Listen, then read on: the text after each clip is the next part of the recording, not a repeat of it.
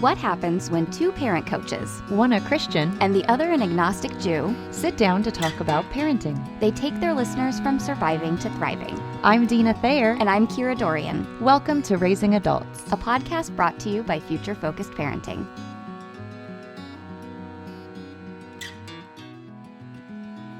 Well, hi everyone, and welcome back to Raising Adults podcast. Thank you so much for being with us. We're so grateful to have you here every week, and we hope that you're enjoying the content and that it's helpful in all this craziness. So welcome back. I am in my laundry room. Deana, you are in your bonus room? I sure am. I miss you. I want you back in my laundry room. I know, I miss you too. It is not the same. It's just not. For sure. Yeah. So we're going to dive right in today and get started. Today we're talking about defiance and disobedience and when kids just say no. And you're like, oh, I didn't realize that was an option for you to just say no. And what do we do and how do we handle that? And I'm kind of excited, Deana, because I have a sneaking suspicion you and I are going to disagree a little bit today. I'm looking forward to that because I always love when we get a chance to disagree politely.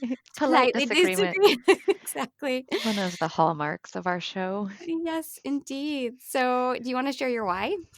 Yeah, this one's big for me. There's no question. And I do think it's partly where we diverge a little bit. But in our home, and as I've shared, one of our family values was even around this. And we had a family value about obedience to authority. And so it was important to me to teach my children about how to respond when they're given an instruction. And I think, as I've said before, I'm a fan of both and versus either or. So I wanted my children to be able to respond to instruction politely, but I did not want to raise blind automatons. So what I mean by that is I do think there's families where obedience might be important to them, but it becomes almost a little bit like a dictatorship, and the children are essentially just doormats. And that really isn't what I wanted for my children. So in my handling of things like backtalk or defiance or outright rebellion or refusal of a request that I made, it was really important to me not to squelch the strength of personality coming out in that while encouraging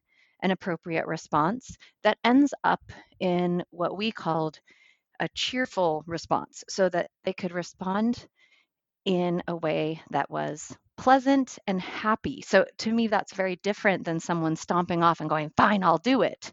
So we had a little bit of work to do, and there is I think, some nuance to that.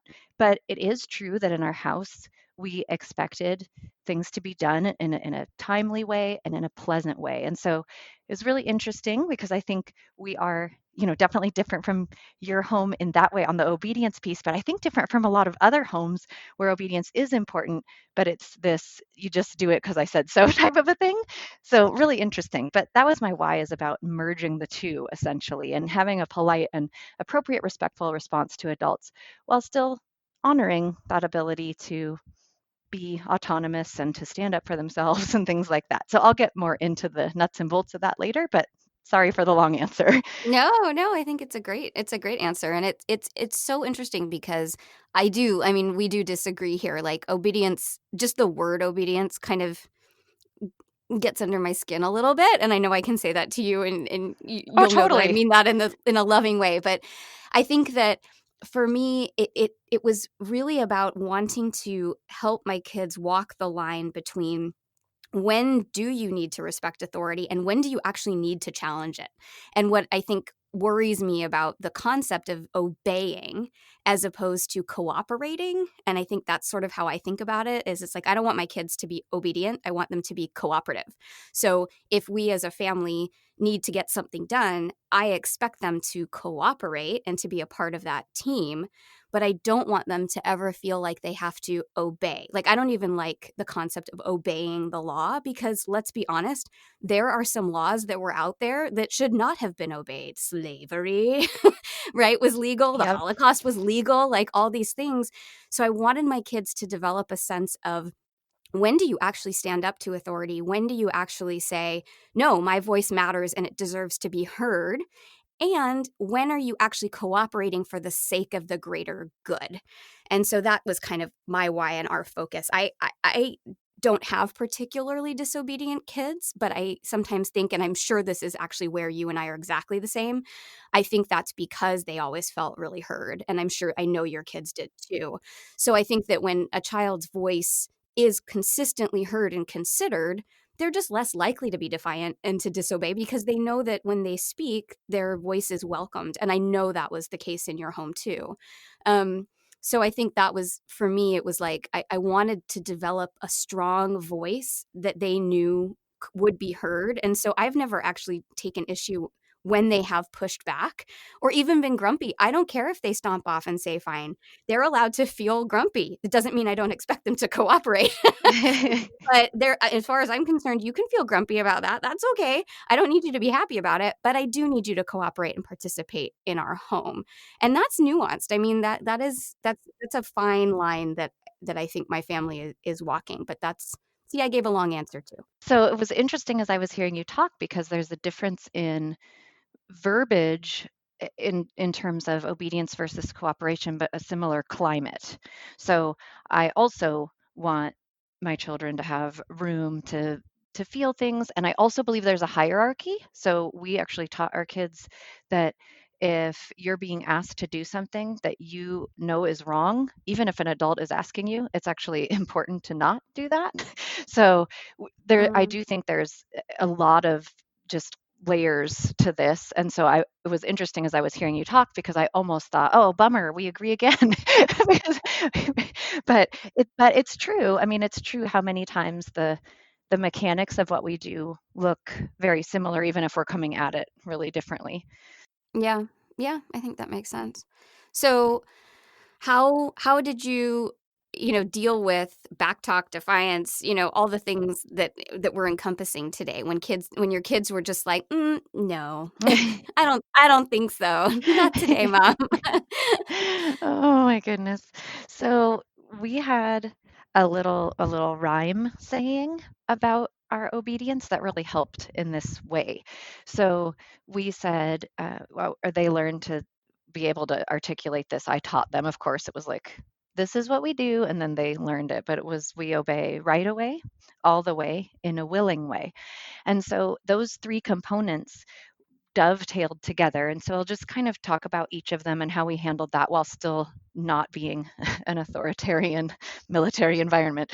So right away meant that I expected not a lot of negotiation. Can I do it later? Unless there was a formal appeal, which we've talked about in another episode. But there's importance to proximity to the instruction. And so that we didn't want to end up, say, with adults, because I'm raising adults, who, when their boss gives them a project that they're like, oh, I'll get to that when I feel like it. That there was this element of, okay, because of respect for who this instruction is coming from, I'm going to get right on that task. And then the second piece was all the way. So this means not doing like a shoddy job of something.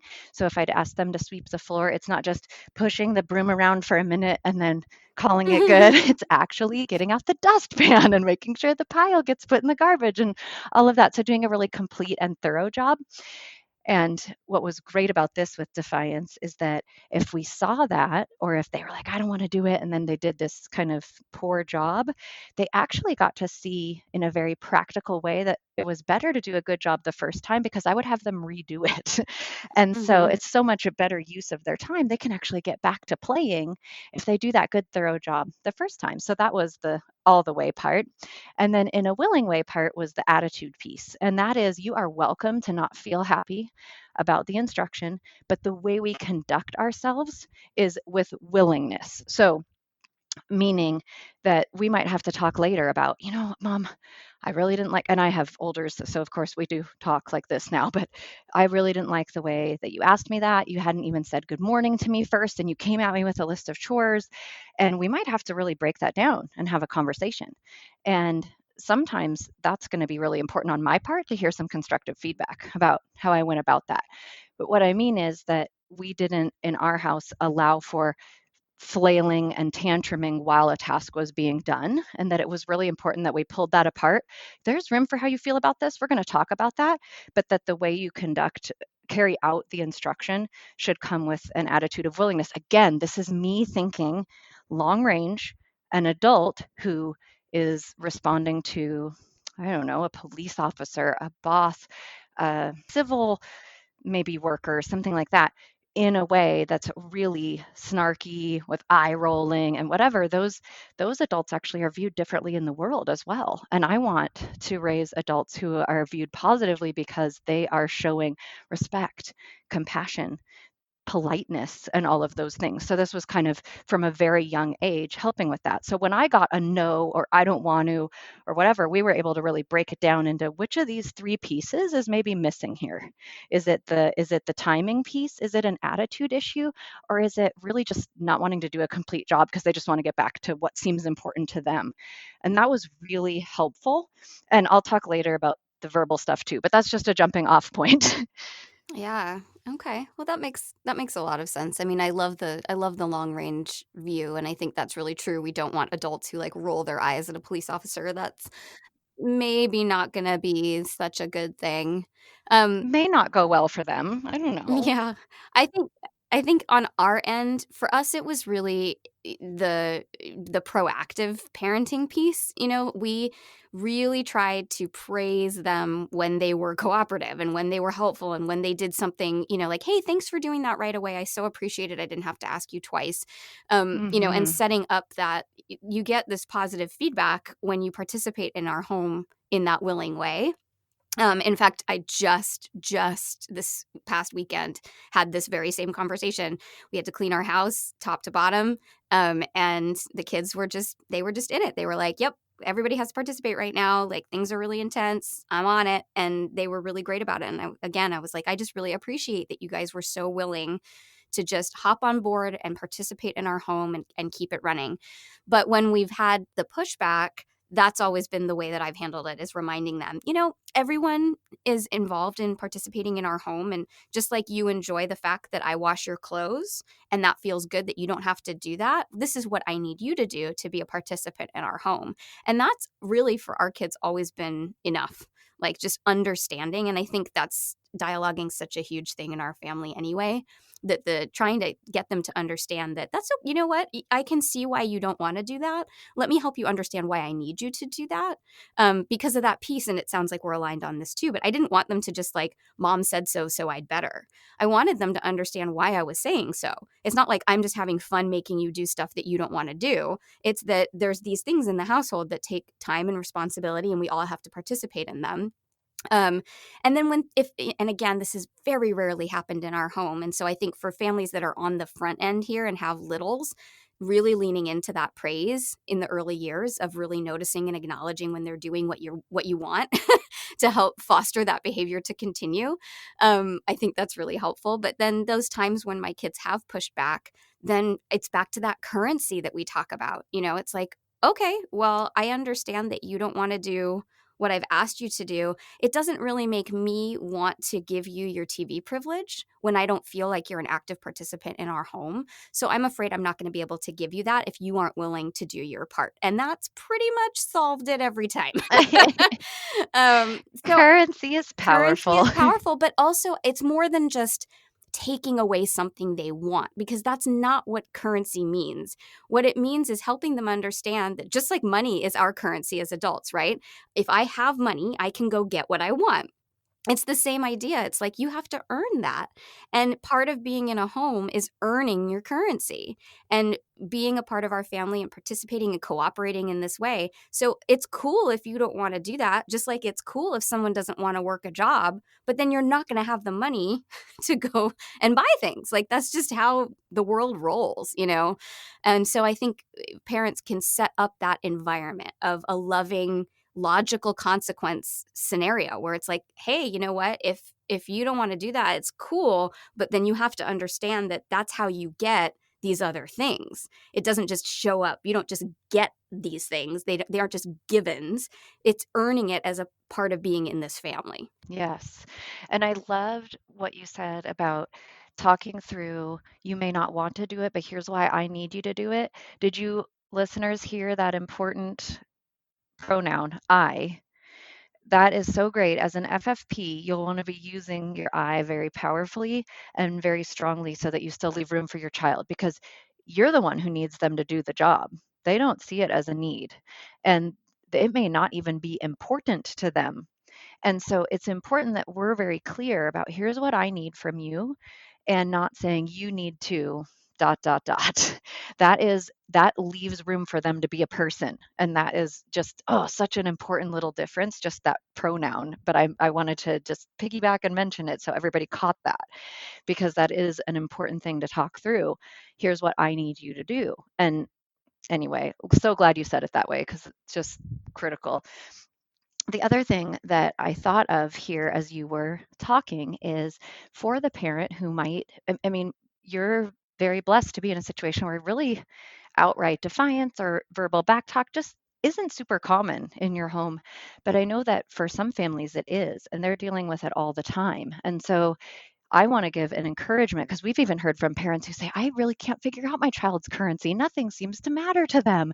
And they're just constantly saying no. And so, a couple things just to think about, and you can pick these up as tools in your tool belt or you can dismiss them. It's totally fine. We're never offended by that. But one is, it is worth considering. We like to give kids options for responses. And it's worth considering letting them know that in your house, maybe no isn't one of those choices. You can say a lot of things to me like, that doesn't sound fun to me, or I'd rather be playing, or is it possible for me to do it later, or can I make a polite appeal? But no, a straight no when I've given you an instruction is not one of your choices. And so that's something to think about as a family. What kind of verbal responses are you maybe tolerating that you wish you weren't, or that you've come to allow and have started to create a problem for your family? It's always good to look at, what have I maybe been allowing that isn't serving us well? And it could be that no is one of those. Now, plenty of families feel fine letting their child verbally respond no, and they have different ways to respond to that, which is okay. But it is worth thinking about. Do you want to give your child maybe a basket full of responses that are okay when they're frustrated with an instruction, but maybe say that no isn't one of the choices in their buffet? So that's worth thinking about. And then another thing, I Kira kind of hinted at this too, that praise piece. Is there something you can praise even within a negative? So, for instance, sometimes when my teens are making a very articulate argument for why they should not have to do something, or maybe why they'd like to go to a party or stay out late or do something that I initially said no to, I try to find the positive in how they're talking to me about it. So it may mean at the end of that conversation, I have to say something like, the answer is still no, but you're doing a great job of expressing yourself. Can we find the positive in there? Because it's amazing what that does to diffuse a defiant verbal altercation almost. If they're getting really strong with their words in a way that maybe is starting to not be respectful, it's amazing how we can diffuse that with some positivity in saying what's good about it. Wow, you did a great job articulating why you think it's a good idea. I still need to say no, but I just wanted to point out that was really impressive. It's amazing what that does. And you can start that really little. So, with even young ones, just saying, wow, you stood up for yourself so well there. I'm really proud of you. So, just two things to think about that came up for me as Kira was sharing. Yeah, I love that because again, and I think this is what I'm trying to say, and it depends how far along you are in your parenting journey, how effectively you can apply this. But I really think if you've created a home environment where kids feel comfortable using their voice, but also you have commanded a certain amount of respect just by being the parent, and you're balancing those two, you're just naturally going to see less defiance. It's just how it goes. And so I think that in those moments that you've just described, Deana, that's exactly what you're doing is you're continuing to build this relationship of trust and love and acknowledgement of like, not only do I hear your voice, but I actually really love how you did that. And I want to honor that and praise that. I still have to say no, but I think you're doing a great job at dialoguing with me. And that is going to let your kid know that they are being heard and noticed and seen. And that's just going to help build that relationship again and again and again.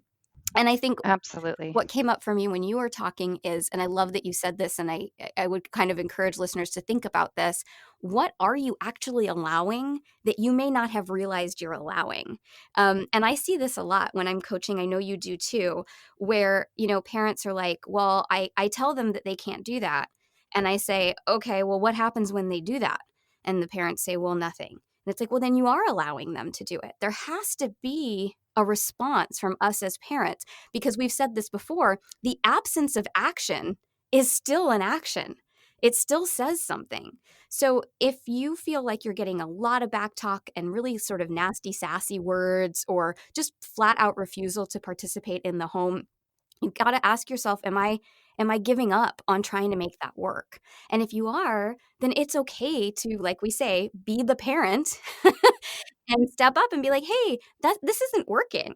Like, I've noticed that you're refusing to do your chores, and that doesn't work in this household. And moving forward, if you don't, then I love if then, right? If you choose this, then you're also choosing this, which we've talked about before. Yes. And as parents, that's how you handle defiance. Kids continue to be defiant because there's no fallout for their defiance. There has to be a fallout, and every kid has a currency. The number of times I've worked with couples and they're like exactly what you said, like, my kid has no currency, nothing phases them. And when we get down to it, it's like, oh no, there's currency there. The parents have just never considered taking that particular thing away. And that's something to think about. Is there something that you can really show your child, hey, you don't just get this for free?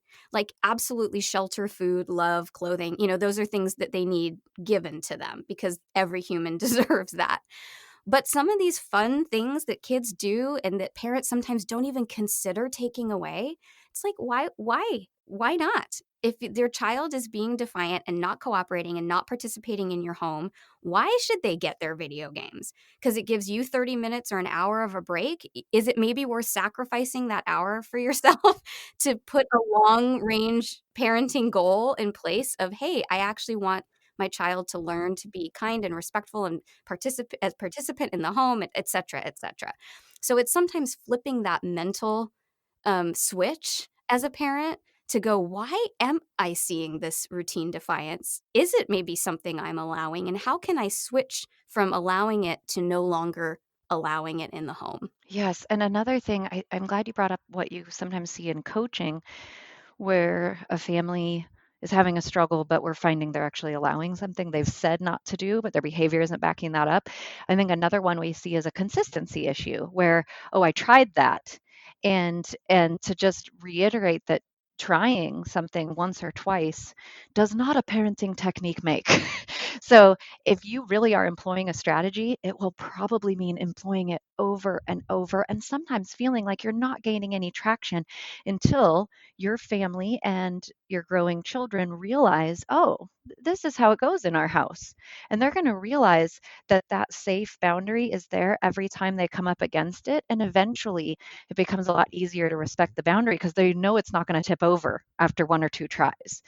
So consistency can be really important with defiance as well, not just trying a bunch of things willy-nilly and going, well, that didn't work, that didn't work. I'm going to be really bold and say most parenting techniques do not work the first time because your child still doesn't know whether you mean it and whether this is the new thing or just something you're trying.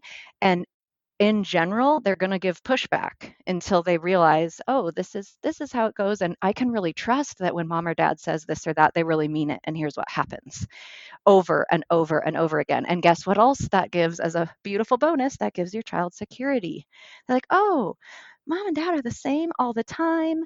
I can trust them. What they say is what they mean. So helpful. Yeah, and I think that, if listeners are struggling with this, you gotta go in for the mental game of, this is gonna be hard at first. And, Deana and I have never, ever once said we can make parenting easy.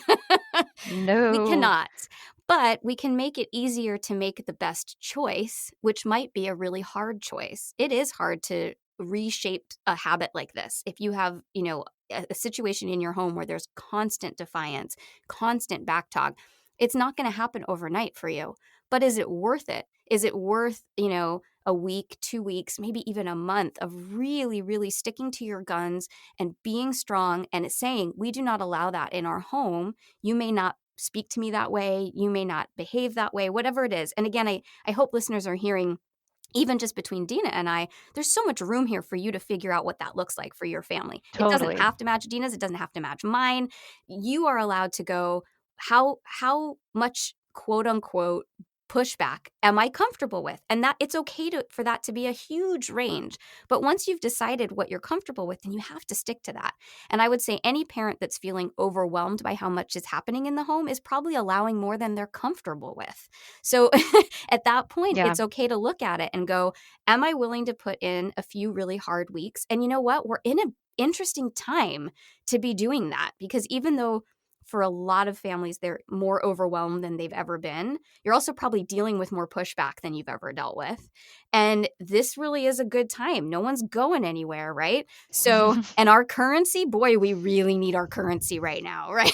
Like kids are Yeah. clinging to their TV time and clinging to their video game time, and they need that right now. So, this is an interesting opportunity to really go, we're home together. We've never needed a more cooperative home than we need right now. This is not working. And so some changes are going to take place. And as a parent, to kind of dig into that for a little while and be consistent and see what happens. Absolutely. And I do have a quote today, but I have another do and another don't, or another maybe try to avoid. And then I just wanted to piggyback on your currency thing. Also, be aware, because this is my situation. For some, their currency has been removed. So you are going to really have to get creative. I can't use social outings with friends anymore. Right. Not a choice. So we've had to get really creative about what does it look like if responsibilities around the home aren't met, for instance, or if there is an attitude issue. The leverage that we used to have has really changed. I mean, the whole landscape is different. So just be aware, you may have to think outside the box and get creative or do something different. And it is important to communicate to your children that you acknowledge that it looks different and that it will go back when it can, because I don't want them to think that these new currency things I've had to just create are the new thing. It's this is what we need to do right now. But I do really understand that your social events or seeing friends or things, that's what's really important to you. And that's what you can expect once things look a little bit different. So just an important note, and I love this because literally when Kira talks, I think of ideas, and I think the same thing happens vice versa. But it's amazing because your wisdom just feeds other things that I think of, and I love that. So, as you were talking, just a pitfall to maybe avoid, and then a thought for a good do came to my mind. And the the thing that we do want to do is make sure we're talking back to that I in terms of what we will do and not do, rather than engaging long term with a battle. We always want to avoid the power struggle. You've heard us say that before. And so it's important to use those I statements like, if you're choosing to speak to me like that, I'm going to go ahead and leave the conversation for a little bit. I'll come check back with you later. So you let them know what you're going to do and not telling them what they're going to do, because they're remember, we're not the boss of the words coming out of their mouth or their feelings, but we are the boss of how we engage with that. And so it is okay to say, I'm not going to allow you to speak to me like that. I'm going to step away from the conversation. So that's something I would encourage. Speak in terms of what you are going to do, because you are in charge of you. And there are pieces of your child you aren't in charge of. That's hard to hear, but it's true. And then maybe that pitfall to avoid is kind of the other side of this, where we end up getting engaged in a verbal power struggle and it becomes almost an argument and a back and forth. Or I've also seen this happen where parents go to the side of lecturing. And now they're just having a long diatribe and they've lost their child 12 minutes ago. Their eyes are glazed over. They don't even know what you're saying anymore. And it's lost all meaning. It is actually much more powerful to, if you get some defiance and you've decided in advance on what that consequence is, say you're using a currency like screen time, you just deliver that consequence and you move on and you do it in love. You know what? I'm not going to be able to offer you your TV show today. And that is really a bummer. That's it. I love, love, love, love, love, love, love that. And I hope people caught the I. You're still in I land. I'm not going to be able to offer you your TV show, because that's exactly right. We cannot control what they do, but we absolutely control what we do and what we allow. And I think you're wonderful. I love you. Oh, I love you. Okay, so I have this quote, and it's so great because it comes down to what we're saying is that this is a big talk about boundaries today. I mean, what Mhm. are you allowing? And that it really is important to set a tone that is super safe here, but also you aren't going to speak in a way that's super disrespectful or things like that. But this has to come in an environment of love. And we say it all the time, not an environment of punishment. These are consequences. They're not meant to be punitive. So I just love this quote by Rebecca Eanes. Here's what it says. So often, children are punished for being human. They are not allowed to have grumpy moods, bad days, disrespectful tones, or bad attitudes. Yet, we adults have them all the time. None of us are perfect. We must stop holding our children to a higher standard of perfection than we can attain ourselves. I love that. Just such an important reminder. Yeah. We all struggle too. So, leaving room for that. Absolutely. Yeah, leaving room for it, that it's like we need to create this environment in our home that's functional, that works, where everybody's equal participants, but you're also still allowed to have a bad day and a hard feeling, and it's Totally. walking that line, right? I love that.